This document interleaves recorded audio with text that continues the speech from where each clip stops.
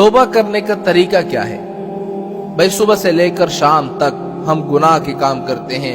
صبح اٹھتے ہیں تو گناہ سے شروعات ہوتی ہے، رات کو سوتے ہیں تو گناہ کر کے سوتے ہیں، دن بھر گناہ کے کام کرتے ہیں.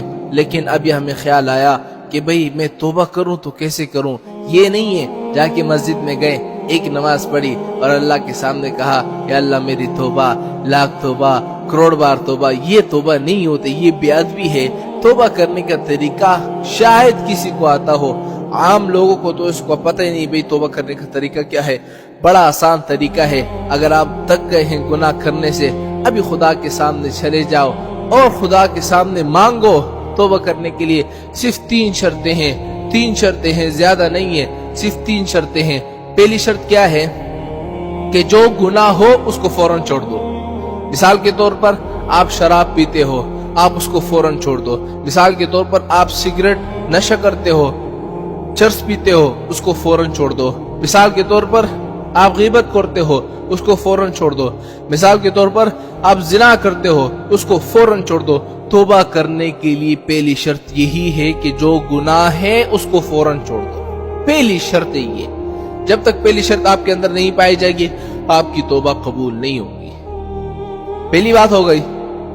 دوسری شرط یہ ہے کہ آپ نے جو گناہ کیے ہیں نا تو اس میں آپ کو ندامت محسوس ہو، شرم محسوس ہو. آپ نے زنا کیے، شراب پیے، لوگوں کو تکلیف پہنچائی، اللہ کے سامنے گڑ گڑا کر روئیں یا اللہ میں بڑا شرمندہ ہوں کہ مجھ سے یہ گناہ ہوئے ہیں. شرم محسوس ہو. تیسری شرط کیا ہے کہ عزم کر لیں کہ آئندہ کے بعد میں یہ گناہ کبھی بھی نہیں کروں گا. اگرچہ انسان ہے، ہوتی رہتی ہے، غلطی کس سے نہیں ہوتی بھائی؟ غلطی ہر بندے سے ہوتی ہے، ہر انسان سے ہوتی ہے. آپ دیکھتے نہیں کیا آدم علیہ السلام سے غلطی ہوئی.